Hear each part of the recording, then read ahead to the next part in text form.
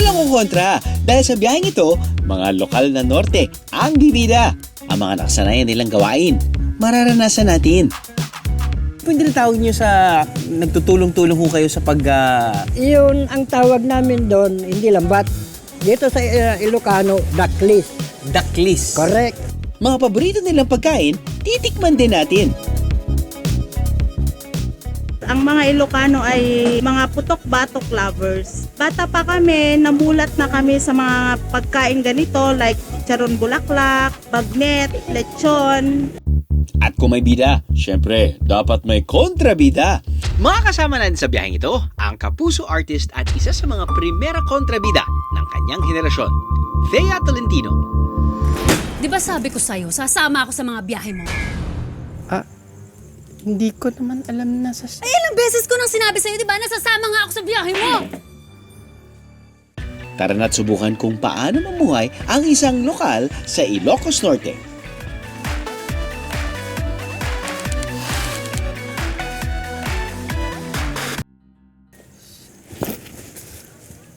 Nakalimutan ako dito. Di ba sabi ko sa'yo, sasama ako sa mga biyahe mo?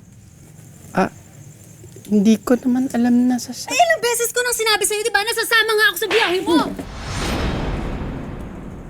Inuna namin si Rufa May Quinto eh. Ikaw naman yung nakasunod eh. Inuna muna namin si Pichi. Last week. Ngayon, kasama ka Hindi, talaga. mahirap ka kausap. So, ito na nga oh. Dinala na kita ng tuwalya. Oh, kamo yan. Tapos, yun. Makeup mo nandito na rin.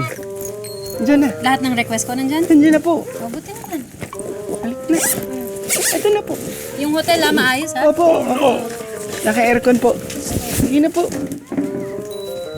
Sandali lang. Okay.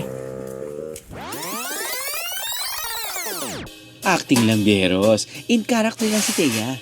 Sa dami na ng kontrabida roles na ginampanan ni Thea, tinatawag na siyang television villain at isa sa mga primera kontrabida ng kanyang henerasyon. Ako magpapaape. Nay naman, ba't parang hindi mo kilala anak mo?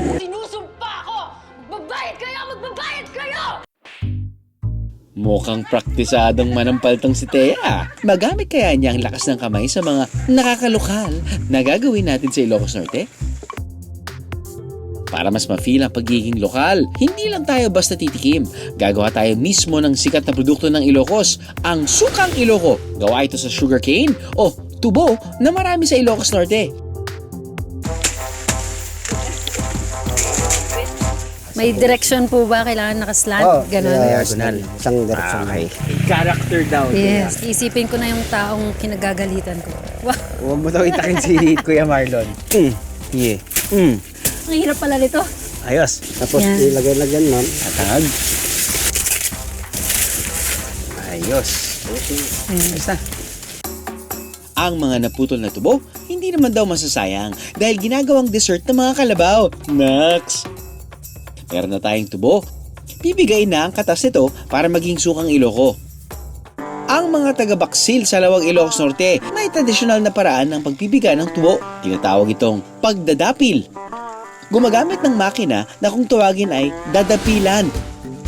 Ang nagsisilbing gasolina na nagpapatakbo sa dadapilan, kalabaw. Pero bago gamitin ang dadapilan, paniniwala ng mga lokal na kailangan mag-alay o magbigay ng atang sa kanilang mga ninuno at para maiwasan ang pagkahilo habang umiikot, ang teknik ng mga lokal, kailangan daw takpan ng isang mata. Kuya Marlon, bakit kailangan takpan yung mata? Para hindi mahilo, sir. Para hindi mahilo. Oh, kakaikot-ikot. Kapag iikot po ng counterclockwise, ano yung mata dapat kailangan takpan? Dito sa loob, sir. Okay. Para makita sa labas yung... Para makita niya yung labas. Kapag tinakpan naman yung kanan, Di wala nang makikita, sir. wala na. Wala na Dapat siyang isa lang. makita. Wala na siyang makikita.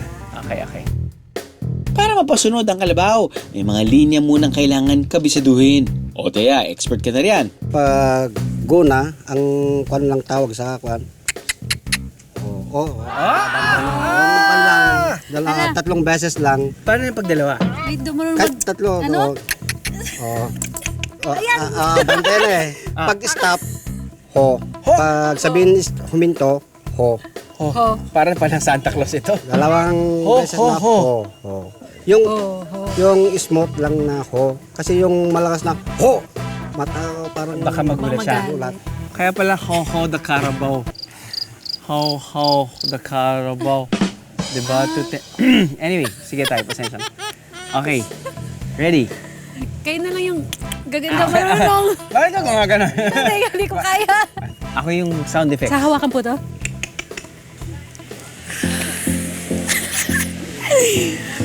Buti pa to, nalalakad ko. Mga pusa ko, hindi.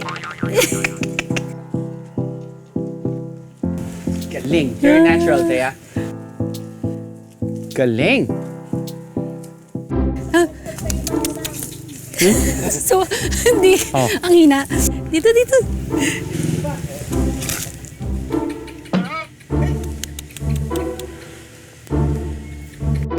Habang umiikot na ang kalabaw, pwede nang ilagay ang tubo. Yun na. May lumalabas na dito, Thea. Ako naman, biheros. Hey! Oh, smile. Ho! Smile ka muna sa camera. Nice. Yun. Sorry, ang tagal ko nang di nag-gym. Ayan. Ayon sa Philippine Statistics Authority noong 2022, mahigit kalahati ng sugarcane production ng Ilocos Region ay mula sa Ilocos Norte. At isa sa mga produkto ng Ilocos Norte na mula sa katas ng tubo, ang sukang Iloco. Kumakain ka naman ng suka, no? No. Oo. Parang alak. Maasim. Suka eh. Sarap. Parang ano eh. Natitikman mo din yung alak. Di ba, may mga suka na syempre matitikman mo yung asim, for sure. At syempre, pag maghahalo sila ng sili, matitikman mo din yung anghang. Ito, on the alcoholic side, Yes. no? Alcohol side, yun yung natitikman ko. But some people kasi prefer yung ganyang klaseng suka eh. Depende yan sa, kunyari, longganisa. Vegan longganisa, yes. Naku, napakasarap niyan. Ganun din yung masasabi ko. Pero nakakalasing po ba to? Hindi pa. Ay, hindi na. Hindi pa. Kasi Hindi. iba yung base man na nakalalasing. Yung base, nakalalasing. Yung suka, Ito ang may lasa lang. Para siyang, pangrekado lang. Pangregado. yung lasa niya parang beer. Malakas yung ano niya. Oo, medyo papitig niya. Parang may alak ka nang nalalasahan. Yes. Patok din ito na sausawan para sa mga putok-batok na pagkaing Ilocos Norte. Oh, ito yung IT natin ha. Merong akyatan ng bundok, ay hiking. Check ko lang muna gamit kung okay na. Okay, lakaran na. Oh, kala ko may bundok ang akyatin. Bundok ng chicharong bulaklak ito ah. Ang susuungin natin, bundok na hindi mapapagod pero mabubusog. Andichibugan ang bentahe ng kainang ito sa Lawag City. Bukod sa mga pagkain putok-batok, may mga pagkain Ilocano rin. One to sawa. Number 1 is the seafood fiesta buffet. Andyan lahat yung mga different kinds of seafood. May mga oyster, may mga big fish.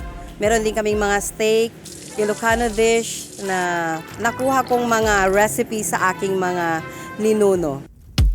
Mula sa ipinagmamalaking Ilocos Bagnet, ayaw din patalo ng kanilang gabundok ng chicharong bulaklak. Ang mga Ilocano ay mga putok-batok lovers. Bata pa kami, namulat na kami sa mga pagkain ganito like charon bulaklak, bagnet, lechon, at mga Ilocano foods. Dahil sa negosyong ito, nakapagpunta na raw ng bahay at resort ang may-ari na si Chef Maria. Isa sa rason na hindi po kami nalulugi is kumukuha kami ng aming mga paninda dito. Hinahanda namin sa aming buffet sa mga local fishermen na galing sa aming lugar. And then isa rin po para makatulong po sa kanila. Bukod sa pagtulong sa mga lokal na mangingisda, may mga empleyado rin sila na PWD na natutulungan. Saludo kami sa iyo, Chef.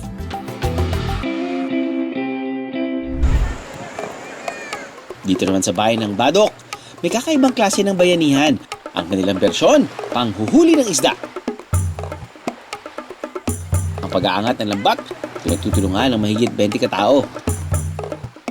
Ito ang tinatawag nilang pagdadaklis. Umaga pa lang, naglalaglag na sila ng lambat. Sa pagdadaklis, swertihan daw kung gaano karami ang mahuhuling isda. Wala pa Konti pala yan. Pag sinerte, puno yan.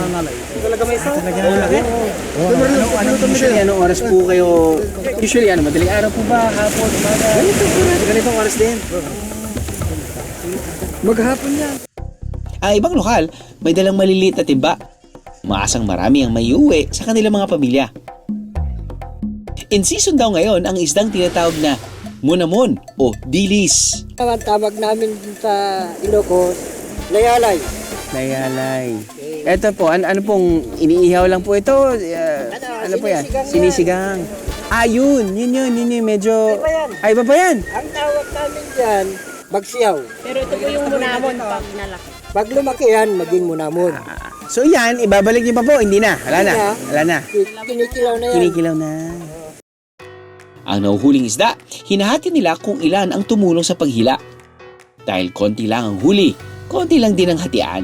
Ang ibang tumutulong sa pagdadaklis, ginagawa na rin itong banding. Nagkaya yan yung batch namin ng 1986, batch 1983. Dito kami picnic para makita rin namin yung mga Kung paano makisalo rin. Enjoy, masaya. First time namin nakihatak ng lubid.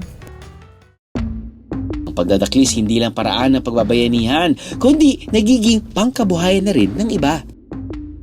Ilang oras po nila ginagawa to at anong oras sa araw? Madaling araw pa lang meron na dyan. Pag may nakuha yung unang naglagay dyan, Apo. sunod-sunod na yan. Dami dyan, oh. Ano mo, dami. Hanggang doon sa Gabot Norte. Ito po ba'y kinukuha para pangkain lamang or kinukuha para pangkain pati ibenta sa merkado? Pag marami, bebenta. Benta sa merkado. Kung medyo matumal na pagbenta, bilat. Bilan. O kaya gagawin namin bagoong or pesos.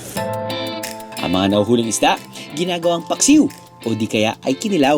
Alright. Ito, bagong huli. Sarap Ito yan. yung ito muna yung titikman ko. Ayan. Yan. Yun ang baby dilis. Baby dilis. Correct. How does it taste? Fresh. Oh, Fresh na fresh. malinamnam yan. Oo, malinamnam nga. Wala pa siyang... Wala pang tinik yan. Wala pa siyang lansa. Wala. Kumbaga, Kasi presko. fresh na fresh. Pero parang mas gusto ko yata po yung mas bata. Mas ito. Oo, mas masarap yan. Mas masarap siya.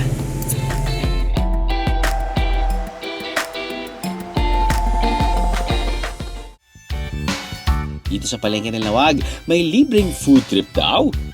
At pagkain mukhang uod, paborito raw ng mga lokal. Malayo pa lang, mapapansin na ang tumpok-tumpok na pagkain ito. Ang tawag dito, pokpoklo. Isang klase ng seaweed na sagana sa lugar. Pwedeng tikman lang yan? Kailang ganito. Parang ginagawa niyong pansit. Salad. Kamatis lang at saka yan. Yun lang. Asan po, saan mismo sa dagat Sa kinukuha? ilalim, sir, mga 10 feet. Medyo... Oo, malalim okay, talaga. Sakto oo. lang, Sakto lang, oo. Parang lato. Oo. Parang pumuputok. Meron siyang crunchy.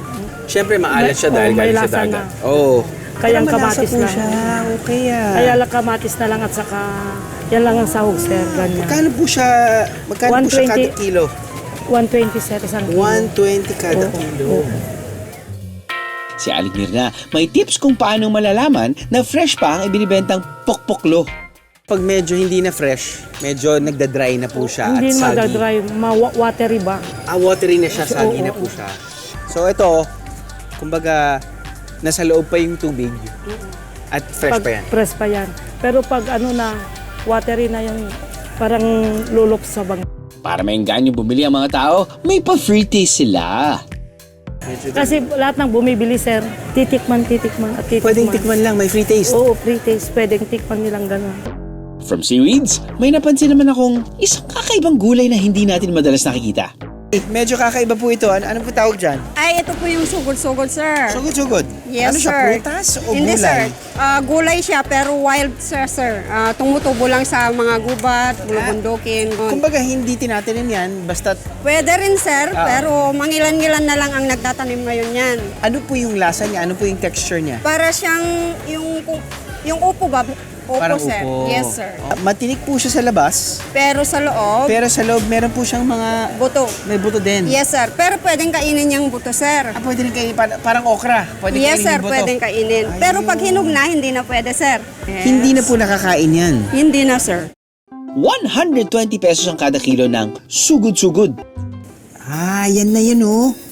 Ito na yung sugod-sugod, oh. Kita mo, dahil, yun, oh. Ito yun na yung sugod-sugod. Dahil yun yung buto. Nakita natin kanina, pinakita sa atin ni ate. Tama. Parang upo.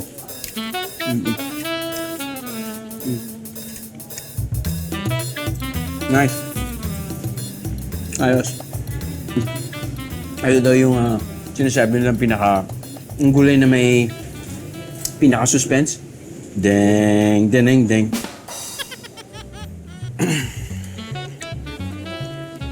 Ayos.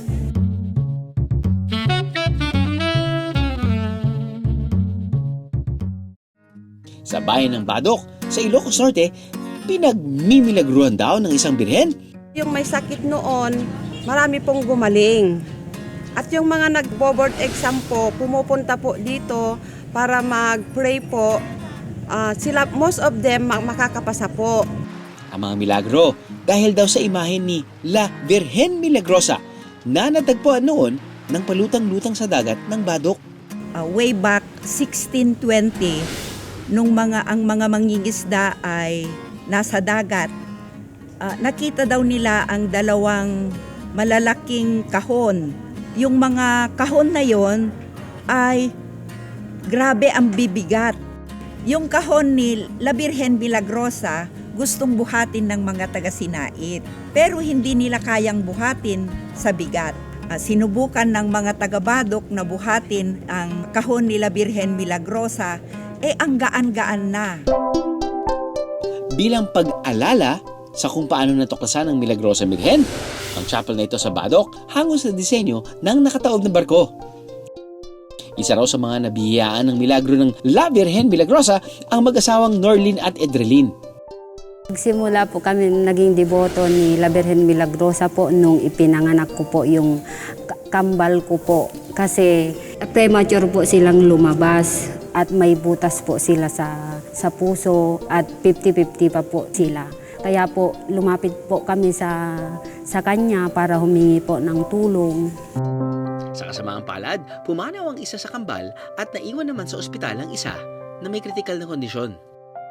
Ang tanging kinapitan nila ang milagro ng Birhen at larawan nito na laging daladala ni Norlin. Malaki pa yung perang gagastusin sa pagpapa-opera. Doon po kami kumapit kay Apo La Virgen Milagrosa. Dasal po kami ng dasal. Sa pangatlong beses na nag-2D echo ang anak, wala na raw ang butas sa puso nito. Ang paniniwala ng mag-asawa, dininig ng Birhen ang kanilang dasal. Ngayon po okay na po siya, malaki na po siya at nag-aaral na po siya at nagagawa niya na po yung normal na ginagawa ng mga bata po. Kabilang din daw sa binibigyang proteksyon ng Birhen ng isang isla sa Badok. Noong nandito na po si La Virgen Milagrosa, maraming dumating na delubyo, kagaya ng bagyo at saka yung lindol, hindi po masyadong napinsala ang lugar namin po. Mula sa drop-off point, sasakay na bangka sa loob ng 15 to 20 minutes para marating ang Badok Island. Ang tumambad naman sa amin, asul na tubig, magagandang rock formations at pinong buhangin. Untouched at walang nakatira sa isla. Kumpara sa ibang tourist destinations, mas kukonti ang tao dito. First time ko po makapuntas dito sa Badok Island. Lawak, tapos ang ganda itong buhangin, tapat-tapakan, ganun. Paborito ng mga Ilocano ang kinilaw. Pero hindi lang pala isda ang ginagawang kinilaw. Ito ang tinatawag na kalyente. Pero hindi lang pala isda ang ginagawang kinilaw. Meron ding gawa sa balat ng kalabaw. Ang suki ng pagkain ito, ang mga construction worker kagaya ni Rodney. Ate, anim na kalyente pa. Nung bata pa, hanggang ngayon, kinakain pa rin. Masarap to. Pang pulutan, pang kain sa tanghali. Kami po kasi mga Ilocano ay mahilig po kami sa kilawin. Kaya yung sahog nito, basta may suka, luya, saka sibuyas, ginagawa na po namin kilawin yun. Ang balat ng kalabaw ang pangunahing sangkap ng kalyente. Iniihaw o sinusugba para matanggal ang balahibo. At kinikis-kis para makuha ang mga sunog na parte nito. Pagkatapos, pinakukuluan ito ng 4 na oras o depende sa tanda ng kalabaw. Ayan. Salamat po. Kalyente. Para siyang ano, no? Para siyang patatas. Ano kaya siya? Parang patatas na may taba. Na may taba, no? Ito yung bestseller nila, Pards. Mataas po ba ito sa kolesterol? Mukhang mataas sa cholesterol, good and bad. Wow. So, paminsan-minsan lang naman eh. Oh. Ay! Wala. Oo. Cheers! Cheers! Yung texture, first time ko rin makakain nito eh. Texture niya parang gelatin. Yeah. Alam niyo yung candy ng pambata na may mga asukal? Yeah. Minus the asukal. Minus the asukal. Yung chewy siya. Na gano'n. Yun yung texture niya. Yeah. Pero yung lasa nga niya, Like any, may konting asin. Yeah. Ang specialty naman daw sa kainang ito na 5 dekada nang naghahain ng Ilocano dishes, paksiw na hindi maasim? Pwede pala yun? Ang alam kasi natin na paksiw is yung paksiw na bangus, yung maasim ganon. Pero ang paksiw natin dito is sauteed dun sa papait na tinatawag po natin dito sa Ilocos. Kaya mapait yung lasa niya. Hindi siya yung usual na nalalasan sa ibang lugar. It's a unique taste dito sa Ilocos po. Sinanglaw sa Ilocos Sur. Pero dito raw sa Ilocos Norte, paksiw ito kung tawagin. Ang tagal na ng kainang ito. Ang kanilang mga suki, may matik ng ginagawa kapag umu-order sa kanila. Yung mga lokal po natin dito, pag kumakain po, hinahalo na yung suka na may sile doon mismo sa paksiw natin, diretso na siya. Siguro yung lasa kasi ng suka namin is iba from yung usual na vinegar ng other places. Pang-control na din dun sa bitterness niya. Pag Ilocano kasi mas maano kami sa flavorings. Yung malinamnam yung flavor. Galing pa po kami ng Bintar, ma'am. Paubos na. Paubos na lahat yung in-order namin. Hindi lang mga lokal ang approve sa kainang ito, kundi pati na rin celebrities na nakatikim ng kanilang pagkain. Bukod sa paksiw, binabalik-balikan din ang kanilang crispy dinuguan. At lauya o nilagang baboy na may pulang sabaw dahil sa kamatis. Beros, mangan tayo! Like a local ang pagkain ni Thea ng Kalyente. Natural din kaya ang pagsakay niya sa bamboo raft ng mga lokal? So, Thea, nandito tayo ngayon sa Badok. Yung mga nakikita mong floating cottages na yan, pwedeng i-renta ng mga turista yan. I mean, natry mo na bang kumain dyan, ma-experience yung mga floating cottages? Once. Oh, pero Masaya sobrang din. dilim na nun madilim na yun. Mas masaya pag ganitong maliwanag. Maliwanag pa. Yeah. Now, apparently, hindi nakakaalam ng maraming tao. Before, itong area na to, maraming mga fish pen or fish cages, specifically bangus. At yung mga ginamit nilang kawayan, yun yung dating parang cage ng fish pen nila. But apparently, parang humina yata yung negosyo. So, ginamit nila yun para gumawa ng floating cottages. At least, di ba? Walang sayang. Walang sayang, walang tapos. Parang may natutunan ko talaga dito sa Ilocos ngayon. Bukod sa floating cottage, meron din silang mga bamboo raft na tinatawag na racket. Ginagamit ang mga ito sa pangingisda na kasya lang ang 2 katao. Are you game na subukan itong version nila ng stand-up paddleboard? Yes, I'm game. You game? Game ako sa lahat. Hindi mo ako sasampalin? Okay. Depende. Oh, no. Alright, subukan natin.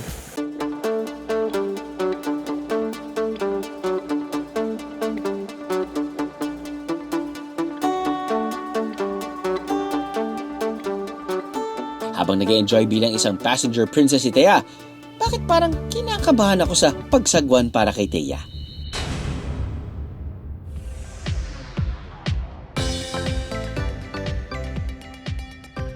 Hindi nagtagal, gusto na rin subukan ni Thea kung paano ito paandarin.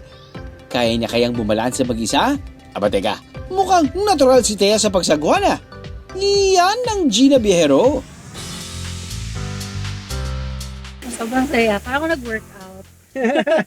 Tagal ko lang din nag-workout with kasamang muni-muni. Kumusta ang experience mo dito sa Ilocos Norte, this side of Ilocos Norte? Sobrang saya kasi pag inisip mo yung Ilocos Norte, parang sand dunes agad.